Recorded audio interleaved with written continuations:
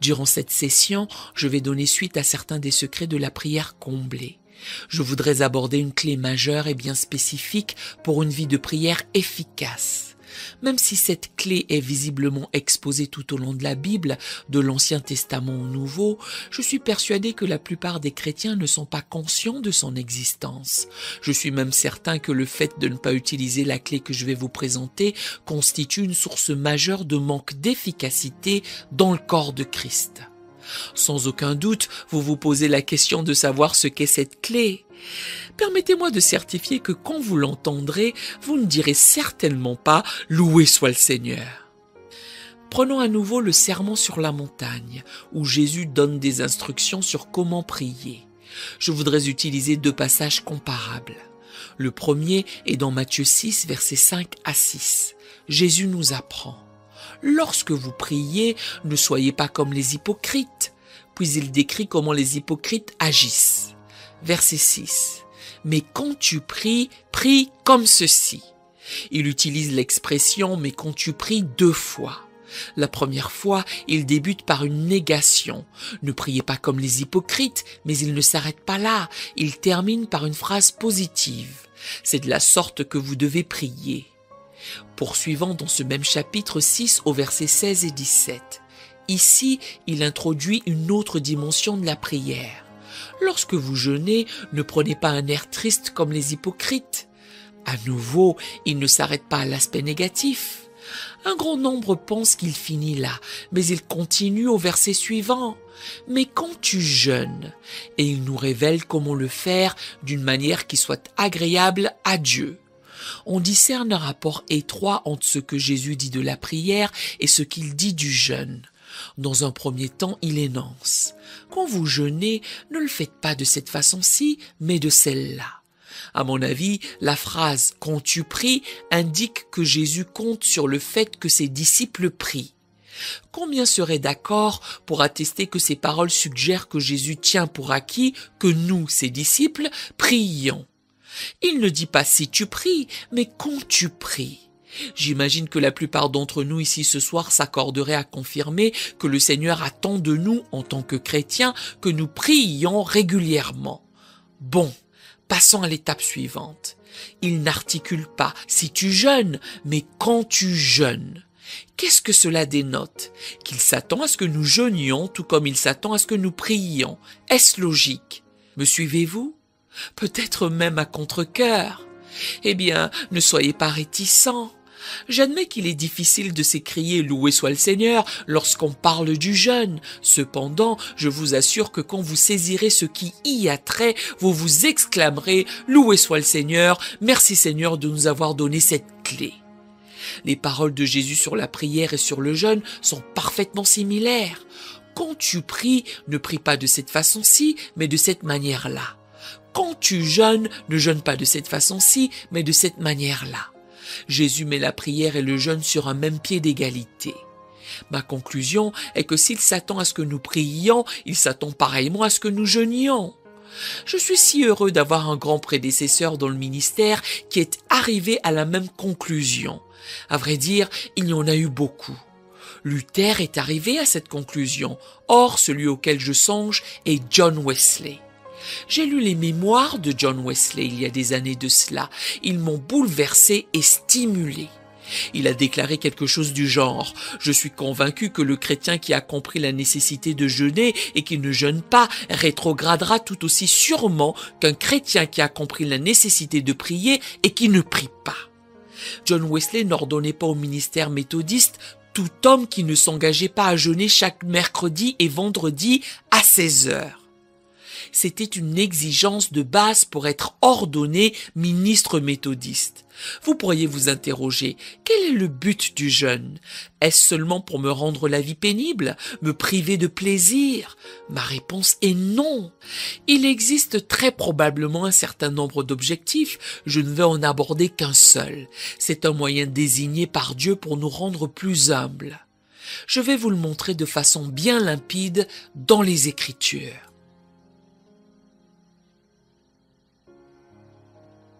Vous voyez, le plus grand obstacle à l'obtention d'un exaucement à nos prières est l'orgueil. Tout ce qui est susceptible d'éliminer cette barrière facilitera leur contentement. Dieu m'a parlé personnellement ces derniers temps des dangers terribles de l'orgueil. Mon épouse a un petit livre d'Andrew Murray. Ce dernier est l'un de ces prédicateurs d'une génération précédente qui continue de nourrir le peuple de Dieu aujourd'hui. Combien ont lu au moins un livre d'Andrew Murray? La plupart des gens ici, c'est fabuleux. Connaissez-vous ce livre dont le titre original était « L'humilité de notre Seigneur » ? Il a été réédité avec un titre plus dépouillé. Ce n'est plus qu'Humilité à présent. Je l'ai lu il y a quelques semaines et il m'a particulièrement interpellé sur ma propre vie. Je déteste l'orgueil depuis des lustres et une nouvelle vision m'a été donnée sur combien il est vicieux, maléfique et sur comment il nous empêche de bénéficier de toutes les bénédictions que Dieu aimerait nous accorder. Ce message est partout dans la Bible. C'est une vérité universelle. Elle n'a pas été démontrée en premier sur la terre. Connaissez-vous la première manifestation terrible de l'orgueil? Quel a été le premier péché dans l'histoire de l'univers? Dites-le-moi. L'orgueil. Qui a commis ce péché? Lucifer. C'est ça, un ange dans le ciel. Si l'orgueil en tant que péché a pu apparaître au ciel et faire en sorte qu'un ange perde sa place, à combien plus forte raison risquons-nous de nous enorgueillir en notre qualité de pécheurs ici sur terre? Laissez-moi vous soumettre 3 passages de l'Écriture qui traitent de l'orgueil et de l'humilité. Le premier est dans Luc 14, verset 11. C'est la fin d'une parabole où Jésus s'entretient sur notre attitude quand on est invité à un banquet. Nous sommes parfois invités à des festins. J'étais invité à l'un d'eux hier. Jésus est si pragmatique. Il a des illustrations si simples. Tout d'abord, je voudrais vous faire remarquer que Dieu ne soutient jamais qu'il nous humiliera. Il nous encourage sans cesse à le faire nous-mêmes. J'atteste aux gens que Dieu est capable de les abaisser. En revanche, vous seul êtes en mesure de vous rendre humble. Ne priez pas « Dieu, rends-moi humble » car ce n'est pas une prière biblique. De plus, vous allez vraisemblablement regretter les résultats de cette prière. Quelques semaines ou mois plus tard, lorsque vous vous retrouverez dans la situation la plus mortifiante, vous clamerez « Dieu, comment suis-je arrivé là ?» Il vous répondra « C'est ce que tu m'as demandé. N'as-tu pas prié à ce sujet ?» Jésus conseille, lorsqu'on est invité à des noces, de ne pas aller à la table d'honneur s'asseoir à la première place, car on aura honte quand quelqu'un viendra nous intimer. L'orateur va s'asseoir ici, toi va trouver une place là-bas dans le coin. Jésus nous conseille. Lorsque vous y allez, allez à la dernière place. C'est d'une grande sagesse. Lorsque vous êtes en bas, il n'y a qu'un seul chemin où aller, vers le haut. Connaissez-vous ce poème de John Bunyan? Je l'ai depuis des années.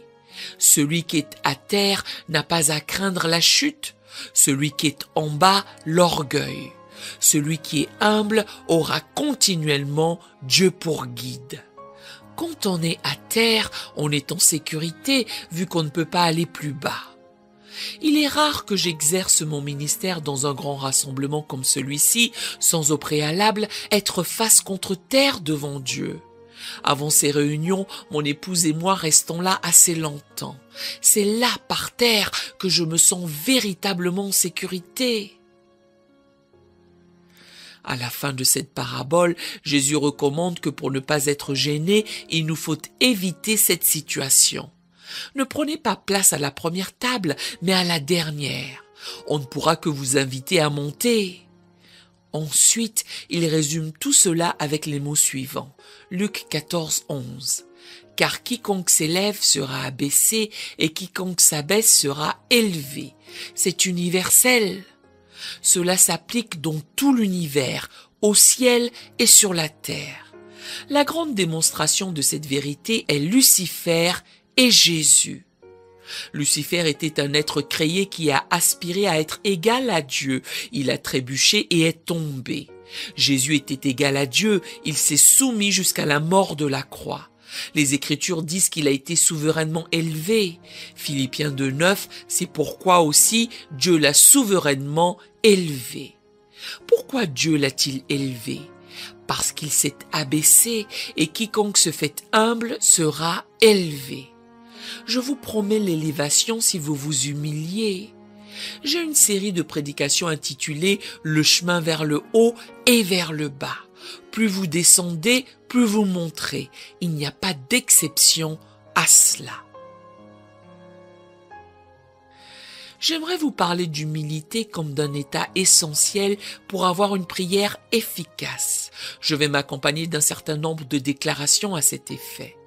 Commençons avant de faire cela par Jacques 4, verset 10. « Humiliez-vous devant le Seigneur et il vous élèvera. Humiliez-vous. Ne priez pas Dieu de vous le faire faire, c'est à vous de le faire. Dieu fera l'élévation si vous faites l'abaissement. » Il y a un autre passage identique dans 1 Pierre 5, verset 6. « Humiliez-vous donc sous la puissante main de Dieu, afin qu'il vous élève au temps favorable. » Le verset précédent expose « Dieu résiste aux orgueilleux, mais il fait grâce aux humbles. » Si vous venez à Dieu dans la prière avec votre orgueil, il vous résistera. Je vais aller plus loin. Vous n'êtes pas autorisé à vous approcher de Dieu lorsque vous avez de l'orgueil. Le psaume 138 révèle que l'Éternel reconnaît de loin les orgueilleux et c'est là qu'il les tient. Il n'y a pas d'accès à Dieu avec de l'orgueil. Tout ce qui donne lieu de nous abaisser est une bénédiction inestimable, même si ce n'est pas toujours agréable sur le moment et l'un des moyens prévus par la Bible pour nous mortifier est le jeûne. Je vais vous montrer cela à travers la Bible. Je tiens à attaquer par la déclaration de David, une affirmation bien ordinaire. Dans le psaume 35, verset 13, il nous informe « J'humiliais mon âme par le jeûne ». Les traductions modernes écrivent fréquemment « je me suis humilié », tandis que l'hébreu le traduit par « j'humiliais mon âme ». Pourquoi avez-vous besoin d'humilier votre âme? Votre âme est la partie arrogante de vous, c'est la partie qui s'engaillardit, c'est la partie égoïste, égotiste. Votre âme a 3 fonctions principales, la volonté, l'intellect, les émotions, et elle s'exprime par ces phrases « je veux, je pense, je ressens ». Dieu vous fait remarquer, ce que tu veux n'est pas important, ce que tu penses n'est pas important, ce que tu ressens n'est pas important. Ce qui est important, c'est ma volonté. Si tu désires t'aligner à ma volonté, il te faut t'occuper de ton âme. L'une des méthodes est de vous abaisser par le jeûne. Je me souviens qu'il y a des années de cela, j'ai prêché sur ce thème à Washington, D.C. Il y avait là un avocat chrétien qui l'avait reçu et avait résolu « je vais le faire demain. Demain, je vais jeûner. » Quand il l'a fait, il a eu une journée misérable. Chaque fois qu'il passait devant un restaurant, il humait la nourriture. Chaque fois qu'il passait devant une confiserie, il s'arrêtait pour en regarder la devanture. Ce fut une journée exécrable. En fin de journée, il a sermonné son estomac en le grondant. « Estomac, tu m'as causé trop d'ennui pendant la journée. Tu m'as causé un grand inconfort, une gêne inutile. Pour cela, je vais te punir. Je vais également jeûner demain. » C'est cela s'humilier, c'est là servir. L'estomac est un merveilleux serviteur, mais un maître traître. Qui est le maître dans votre vie, vous ou votre estomac? Bonne question. C'est une question à laquelle nous devons tous faire face. Les gens qui sont dans le ministère ne sont pas à l'abri de cette interrogation. J'ai combattu la bataille de mon estomac de nombreuses fois, et quand je remporte la victoire, je suis béni. Pas toujours immédiatement, pas toujours de manière spectaculaire, mais d'une façon ou d'une autre, je tombe toujours sous la bénédiction de Dieu. Quand je deviens arrogant, Dieu retire sa bénédiction. Je le consulte alors. « Dieu, que s'est-il passé ?» Il m'indique gentiment « Tu es encore une fois devenu orgueilleux et trop sûr de toi. Tu veux faire ce que tu veux, tu tolères que ta volonté et ton âme te dirigent. Ils doivent être assujettis à ma volonté, à ma parole et à mes voix. » Référons-nous à quelques exemples. Le premier est le jour du grand pardon dans Lévitique 16, versets 29 à 31. C'est un long chapitre. Ce sont les ordonnances pour le jour du grand pardon, ce que le peuple juif appelle le Yom Kippour. C'est le jour le plus sacré dans le calendrier juif depuis cette époque jusqu'à l'heure actuelle. Il décrit la procédure par laquelle Dieu a ordonné le sacrifice pour expier les péchés d'Israël. Tout dépendait de ce sacrifice. Tout l'avenir et le destin de la nation découlaient de ce sacrifice. Cependant, au milieu de la description du sacrifice, Dieu exige également une réaction de la part de son peuple.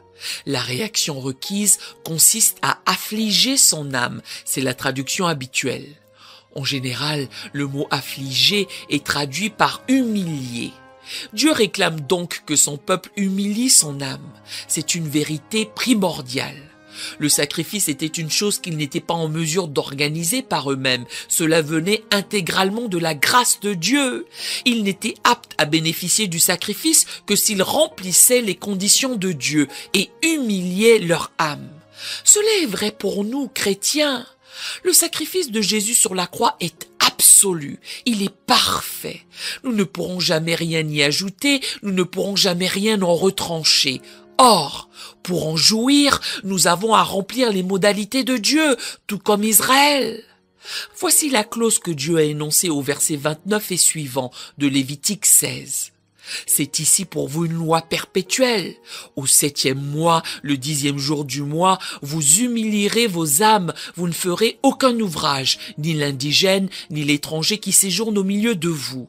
Car en ce jour, on fera l'expiation pour vous afin de vous purifier. Vous serez purifiés de tous vos péchés devant l'Éternel. Ce sera pour vous un sabbat, un jour de repos, et vous humilierez vos âmes. C'est une loi perpétuelle.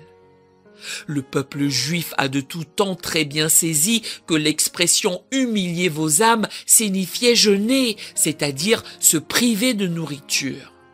En fait, ce jour-là, ils s'abstiennent normalement de nourriture ou d'eau. Laissez-moi définir le jeûne pour que ce soit clair. Ma définition du jeûne est de s'abstenir de manger à des fins spirituelles. D'ordinaire, c'est aussi se passer de boire. Cela dit, tout le monde ne le fait pas. Il vous revient de discerner comment vous priver. Ce que je tenais à vous faire appréhender, c'est que l'on exigeait d'Israël qu'il humilie son âme pour être capable de recevoir les bienfaits du sacrifice offert en son nom. Le peuple juif, depuis environ 3400 ans, a toujours su que s'humilier dénotait jeûner. C'est une pratique ininterrompue dans l'histoire du peuple juif, depuis Moïse jusqu'à ce jour. Le jour du grand pardon, ils affligent leur âme en jeûnant. Dans le Nouveau Testament, dans Actes 27, verset 9, ce jour est appelé le jeûne, ce qui est la confirmation que Dieu a compris que l'affection de nos âmes est le jeûne. C'est subjuguer notre âme, c'est ne pas autoriser notre âme à nous dicter sa conduite à nous ou à Dieu. Il s'agit de plier devant Dieu. J'ai souligné plus tôt que Dieu était pragmatique. La réaction qu'il espère de nous face au message de sa grâce est d'offrir notre corps. Il ne s'agit pas de quelque chose d'ambitieux ni d'éthéré, mais de réaliste et de pratique. Quand Dieu ordonne « je veux que tu t'humilies », l'une des façons de le faire, et ce n'est en aucun cas la seule, est par le jeûne. Subséquemment, nous lisons l'histoire des exilés qui reviennent après la captivité babylonienne dans Esdras chapitre 8. Esdras a été chargé de ramener un groupe d'exilés de Babylone à Jérusalem. C'était un périple de 4 mois et en ce temps-là, ils étaient obligés de traverser des territoires où il y avait des brigands, des voleurs, des ennemis d'Israël. Non seulement Esdras avait des femmes et des enfants avec lui, mais il fallait aussi qu'il ramène plusieurs des ustensiles les plus précieux du temple. La question était de savoir comment il allait se déplacer en toute sécurité. Voici la solution d'Esdras. Lisons Esdras 8 à partir du verset 21. Là, près du fleuve d'Ahava, je publiai un jeûne d'humiliation devant notre Dieu, afin d'implorer de lui un heureux voyage pour nous, pour nos enfants et pour tout ce qui nous appartenait. Comment se sont-ils humiliés? Ils ont publié un jeûne. C'était un jeûne collectif pour tout le peuple de Dieu. Il fait à ce moment-là cette déclaration tout à fait intéressante. J'aurais eu honte de demander au roi une escorte et des cavaliers pour nous protéger contre l'ennemi pendant la route, car nous avions dit au roi, la main de notre Dieu est pour leur bien sur tous ceux qui le cherchent, mais sa force et sa colère sont sur tous ceux qui l'abandonnent. Esdras s'est mis, à cause de son témoignage, dans une position telle qu'il fut tenu de prouver ce qu'il avait déclaré. Il a garanti au roi, « Notre Dieu, le Tout-Puissant, est le Dieu du ciel, et il nous protégera. » Par la suite, on lui a confié la tâche de ramener ses exilés par ce chemin périlleux. Il a révélé, « J'aurais pu aller voir le roi pour réclamer une escorte, des soldats et des cavaliers. Comment cela se serait-il accordé avec ma confession selon laquelle notre Dieu protège son peuple ? Cela nous arrive couramment. Nous témoignons et après coup, il nous faut être à la hauteur de ce témoignage. » Il a poursuivi. « Je n'ai pas choisi la voie charnelle, je n'ai pas choisi la voie du monde, j'ai choisi la voie spirituelle pour solliciter la protection de Dieu, pas celle des soldats ni des cavaliers, mais celle de jeûner et de m'humilier devant Dieu pour invoquer sa protection. » Il résume cela au verset qui suit. « C'est à cause de cela que nous jeûnâmes et que nous invoquâmes notre Dieu, et il nous exauça. » Si vous lisez la suite de l'histoire, ils s'en sont sortis sains et saufs, sans perte, sans accident. Dans maintes situations, nous sommes confrontés à deux alternatives. Choisissons-nous la voie charnelle ou la voie spirituelle ? Il se trouve que je suis à même de le démontrer par expérience. Je suis devenu le père adoptif d'une famille nombreuse dans une situation très délicate. Nous déménagions de pays en pays, de lieu en lieu. Je dois dire que ma première femme et moi avions suivi l'exemple d'Esdras. Lorsque nous avions un déplacement à faire, nous jeûnions et priions. Dieu soit loué, notre famille a survécu. Elle est restée intacte au milieu de circonstances extrêmement dangereuses, au milieu de la guerre et de la famine. Je certifie que la voie de Dieu fonctionne, elle est réaliste, pas théorique.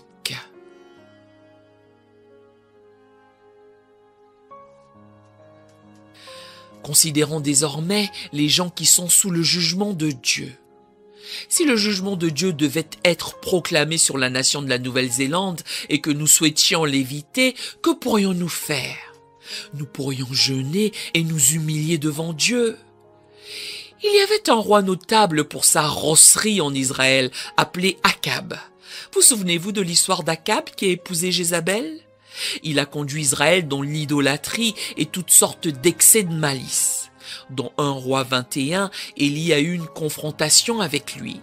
Il prononça le jugement de Dieu sur lui au verset 22. « Et je rendrai ta maison semblable à la maison de Jéroboam, fils de Nébat, et à la maison de Baécha, fils d'Akija, parce que tu m'as irrité et que tu as fait pécher Israël. » Chaque homme et chaque femme de ta famille sera détruit. C'est le jugement de Dieu. Verset 25. Il n'y a eu personne qui se soit vendu comme Akab pour faire ce qui est mal aux yeux de l'Éternel, et Jézabel, sa femme, l'y excitait. Il était le roi le plus cruel. Dieu a prononcé le jugement sur lui par l'intermédiaire du prophète Élie. Seulement, Akab a craint l'Éternel. Verset 27. Après avoir entendu les paroles d'Élie, Akab déchira ses vêtements, il mit un sac sur son corps et il jeûna. Il couchait avec ce sac et il marchait lentement, en se lamentant. Et la parole de l'Éternel fut adressée à Élie le Tishbite en ces mots. « As-tu vu comment Akab s'est humilié devant moi ? Parce qu'il s'est humilié devant moi, je ne ferai pas venir le malheur pendant sa vie. Ce sera pendant la vie de son fils que je ferai venir le malheur sur sa maison. » Voilà un homme désigné comme le plus méchant roi d'Israël jusqu'à aujourd'hui. Le jugement de Dieu a été prononcé sur lui et sa famille. Or, quand il s'est humilié par le jeûne, Dieu a assuré « Je n'apporterai pas le jugement durant sa vie ». Si le jeûne a pu faire cela pour Akab, que pourra-t-il faire pour vous et moi en tant qu'enfants de Dieu ? Voyez-vous ce potentiel ? À présent, l'histoire de Jonas et de sa prophétie à Ninive. Nous lisons comment il est entré dans la ville, une ville détestable, violente, mauvaise. Il a trempetté que la ville serait détruite dans 40 jours. C'était un message de Dieu. Comment les habitants de Ninive ont-ils réagi? Jonas 3. La chose parvint au roi de Ninive, il se leva de son trône, ôta son manteau, se couvrit d'un sac et s'assit sur la cendre. Il fit jeûner toute la ville, même les animaux. Il est dit à la fin de l'histoire, Dieu vit qu'ils agissaient ainsi et qu'ils revenaient de leur mauvaise voie. Alors Dieu se repentit du mal qu'il avait résolu de leur faire, et il ne le fit pas. Une ville païenne, notoirement connue pour sa méchanceté, a entendu la proclamation d'un prophète, s'est repentie dans le jeûne et le deuil, et Dieu a épargné la ville entière. Ninive a été épargnée du jugement pendant plus de 100 ans à partir de ce moment-là. Si le jeûne a pu faire cela pour Ninive, que fera-t-il pour cette nation? Que fera-t-il lorsque le peuple de Dieu s'humilie et l'invoque? Il fait éviter un désastre. Si vous lisez le livre d'Esther, vous verrez comment Haman avait réussi à tisser un complot dans lequel toute la nation juive, sur le territoire du royaume de Perse, devait être détruite. Je suppose que tous les Juifs de la terre en ce temps-là se trouvaient dans ce royaume, car il était composé de 127 provinces qui s'étendaient de l'Inde à l'Éthiopie. Le décret avait été publié, néanmoins, il y avait dans le palais du roi une Juive dont la nationalité n'était pas connue. Esther. Son cousin Mardoché lui a adressé une missive lui exposant « Ne t'imagine pas que tu échapperas seul d'entre tous les Juifs parce que tu es dans la maison du roi. Et qui sait si ce n'est pas pour un temps comme celui-ci que tu es parvenu à la royauté. » Esther a relevé le défi, elle a sollicité. « Va, rassemble tous les Juifs qui se trouvent à Suse et jeûnez pour moi, sans manger ni boire pendant 3 jours, ni la nuit ni le jour. Moi aussi, je jeûnerai de même avec mes servantes, puis j'entrerai chez le roi malgré la loi. Et si je dois périr, je périrai. » Vous connaissez la suite de l'histoire. Un nouvel édit a été publié, la situation a été totalement inversée et s'est soldée par un triomphe du peuple juif et la préservation de sa nation. Qu'est-ce qui a changé l'histoire? Quel en a été le tournant? Le jeûne du peuple de Dieu. On ne saurait exagérer la capacité du jeûne à changer le cours de l'histoire. Il ne faut pas s'étonner que Satan essaie de garder cette clé hors de portée du peuple de Dieu. Il en a extrêmement peur.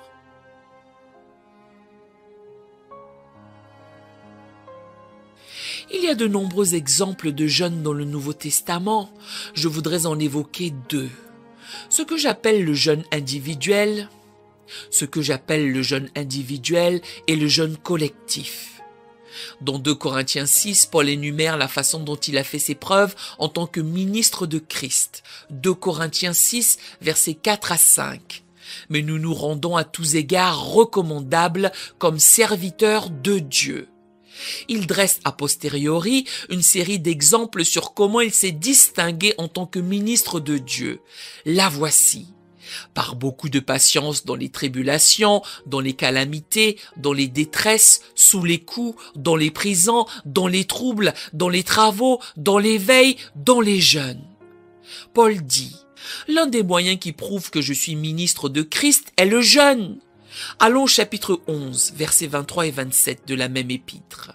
Il nous donne une liste quelque peu semblable. Sont-ils ministres de Christ? Je parle en homme qui extravague. Je le suis plus encore.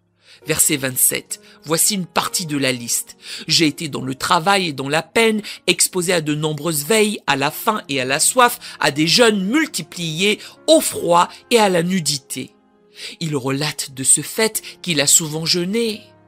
Notez qu'il soutient que la faim et la soif sont une chose, que le jeûne en est une autre. La faim et la soif, c'est quand vous ne mangez pas, pour la raison que vous n'avez rien à manger ou à boire. Le jeûne, c'est quand vous pouvez faire tout cela, mais vous décidez de vous en priver.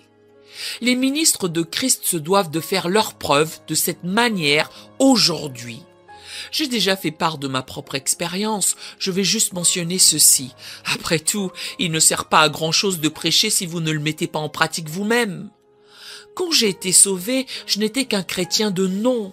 J'avais abandonné le christianisme, j'avais tourné le dos à l'Église, j'étais en quête de solutions aux problèmes ailleurs. Seulement, lorsque j'ai été sauvé et baptisé dans l'Esprit, je ne savais pas ce que c'était, ni comment décrire ce qui m'était arrivé. J'ai dû lire le Nouveau Testament pour découvrir cela. En l'espace d'un mois, Dieu m'a informé qu'il voulait que je jeûne tous les mercredis. Je n'avais pas encore lu les mémoires de Wesley, je n'avais personne pour me prêcher. Je ne savais pas où trouver le jeûne dans la Bible.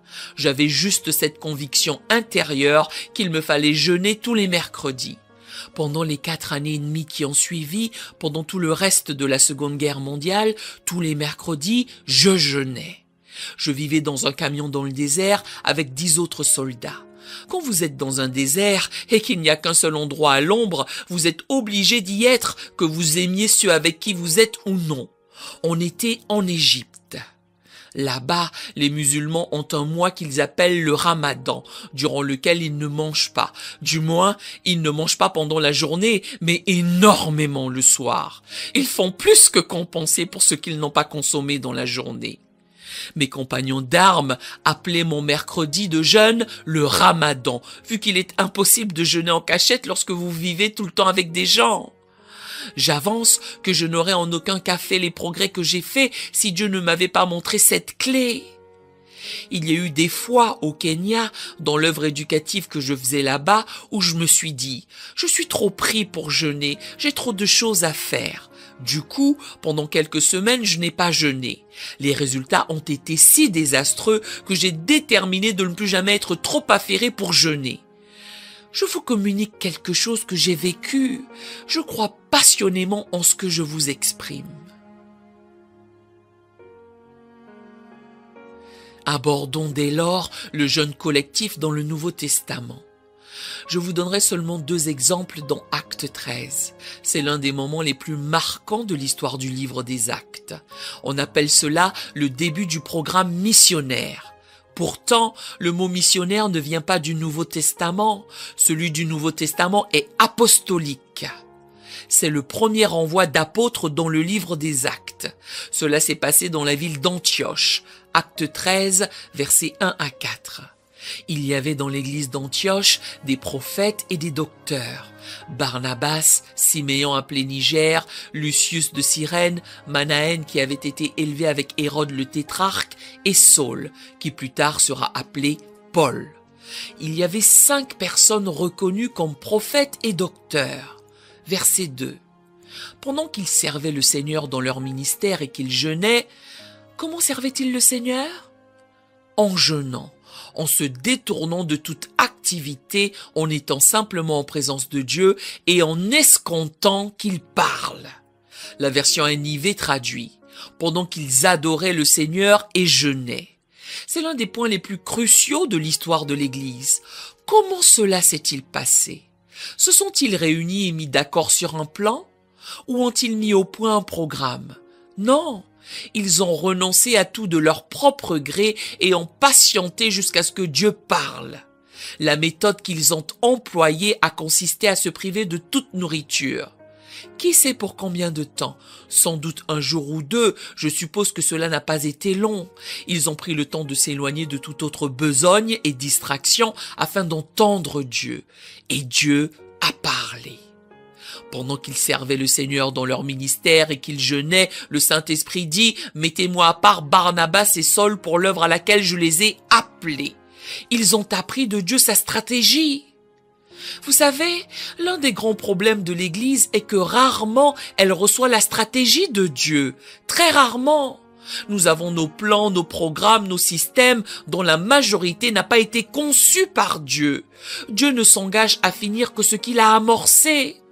Paul formule dans Philippiens 1,6 « Je suis persuadé que celui qui a commencé en vous cette bonne œuvre la rendra parfaite. » Jésus dit « Je suis l'alpha et l'oméga, le commencement et la fin. Ce qu'il commence, il l'achève. Par contre, ce qu'il ne commence pas, il ne s'engage pas à l'achever. L'important est de trouver ce que Dieu commence. » Quel est le plan de Dieu? Comment entendre Dieu? L'Église primitive a établi le modèle. Ils ont pris un congé de tout, y compris du manger. Ils ont déterminé, il nous faut entendre Dieu. Il l'a entendu. Il leur a divulgué, j'ai un plan. Je veux que vous mettiez à part 2 hommes, Barnabas et Saül, et que vous les envoyiez. Ils ne les ont pas fait partir immédiatement. Verset 3. Alors, après avoir jeûné et prié, ils leur imposèrent les mains et les laissèrent partir. Ils ont donc jeûné à nouveau. La première fois, ils ont jeûné pour trouver la volonté de Dieu. La deuxième fois, pour engager ces 2 hommes à accomplir la volonté de Dieu. Verset 4. Barnabas et Saul envoyés par le Saint-Esprit. Le mot envoyer est un beau mot grec qui notifie envoyer et accompagner. Le Saint-Esprit n'a pas juste encouragé allez-y, il a rassuré allez-y et je serai avec vous. Dès le début du ministère apostolique. À cette époque, ils étaient appelés prophètes et docteurs. Au chapitre 14, verset 14, il est dit « Les apôtres, Barnabas et Saul, quand sont-ils devenus apôtres ?» Quand ils ont été missionnés par l'Église. Un apôtre est un envoyé. C'est d'une importance capitale, puisque cela nous indique comment, selon les Écritures, nous sommes tenus d'établir le ministère apostolique. Combien croient qu'il y a des prophètes et des docteurs dans l'Église de nos jours? Je suis certain qu'il y en a. Si les prophètes et les docteurs servent Dieu en jeûnant, en le cherchant, cela ouvre une voie scripturaire à Dieu pour envoyer des apôtres. Combien croient qu'il y a des apôtres dans l'Église actuellement? C'est une bonne chose, étant donné qu'ils ont été mis dans l'Église pour la parfaire. Si on les enlevait, l'Église ne serait jamais complète. Ainsi, le moment le plus décisif de cette période fut l'envoi de ces apôtres. Qu'est-ce qui l'a provoqué? Le jeûne. C'est exact. Ils ont gagné un grand nombre de gens au Seigneur dans les villes qu'ils ont visitées et par la suite ont dû établir des églises. Au début, ils n'avaient que des groupes de disciples. Après, ils ont dû créer des églises. Quel a été le point de passage d'un simple regroupement de disciples à une église? Quel responsable fallait-il désigner? Des anciens, c'est exact.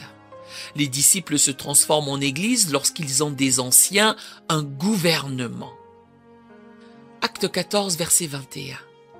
Quand ils eurent évangélisé cette ville et fait un certain nombre de disciples, ils retournèrent à Lystre, à Icône et à Antioche, villes dans lesquelles ils avaient déjà prêché, fortifiant l'esprit des disciples, les exhortant à persévérer dans la foi, et disant que c'est par beaucoup de tribulations qu'il nous faut entrer dans le royaume de Dieu.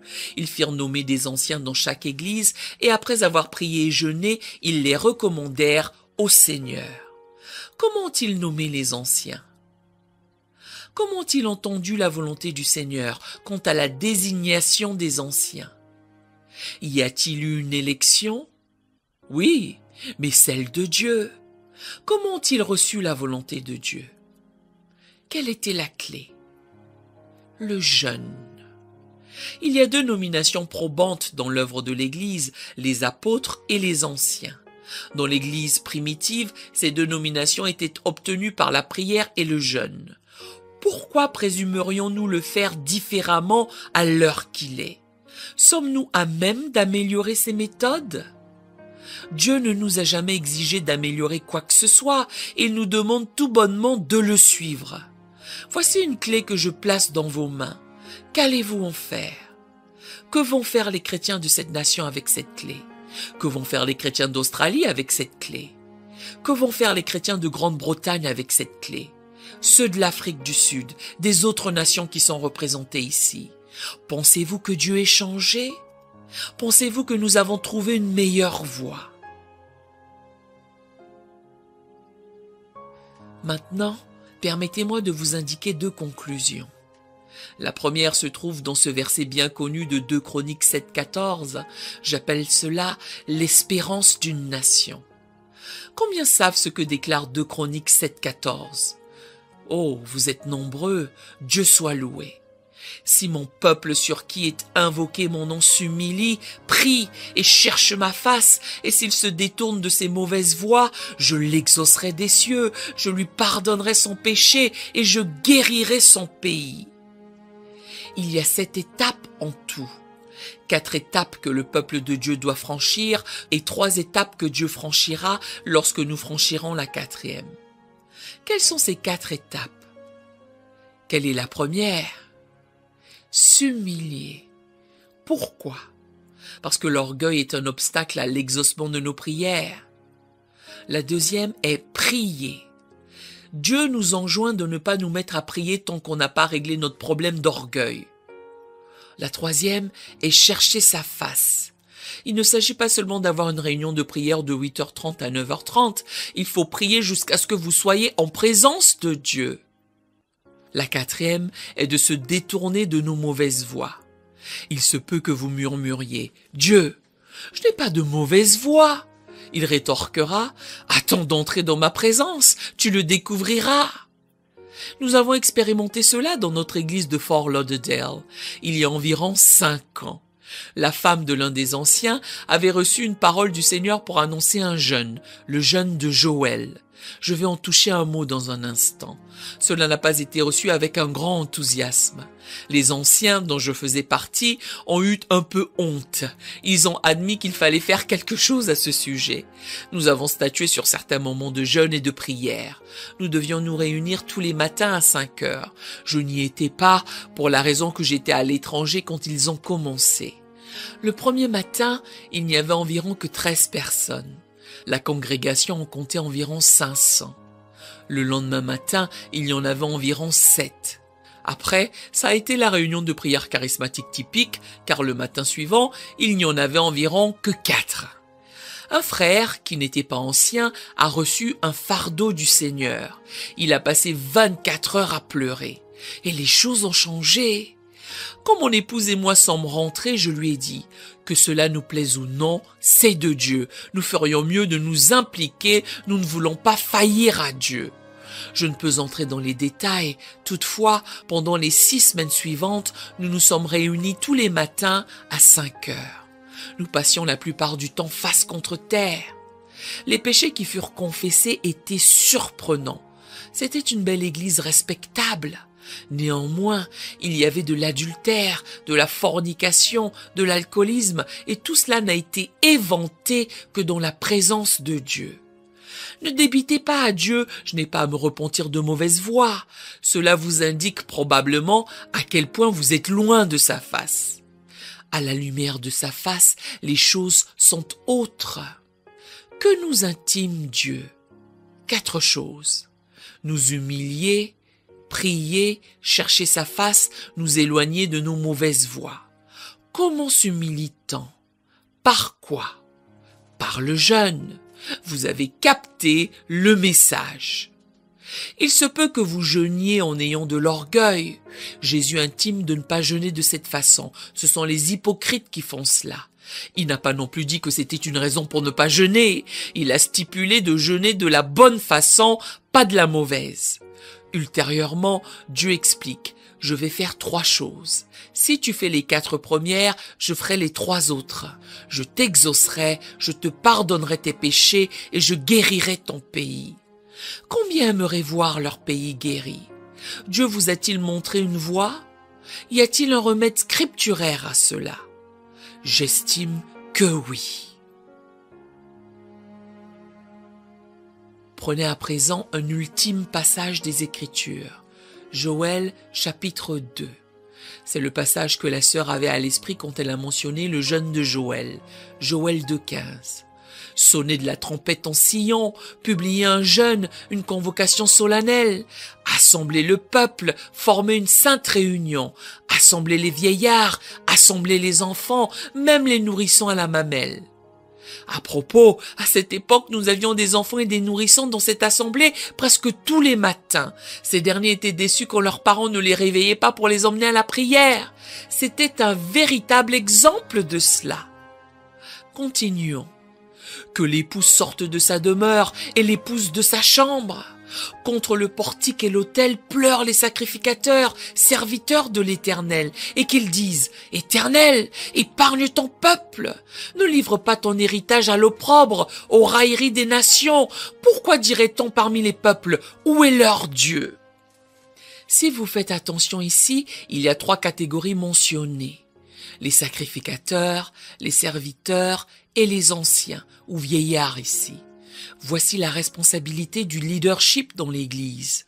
Donner l'exemple, être à la tête. Savez-vous ce que sont les leaders? Ceux qui passent devant. Quelquefois, certains serviteurs dirigent par derrière. Ce n'est pas un leadership. Jésus, dans le jardin de Gethsémanée, a pris ses disciples avec lui. Par la suite, il en a pris 3, se sont arrêtés à un endroit et il est écrit qu'il est allé un peu plus loin seul. C'est ça le leadership, aller un peu plus loin. J'ai entendu un pasteur relater, il faut que je cours pour suivre mes brebis. Ce n'est pas du leadership, ça.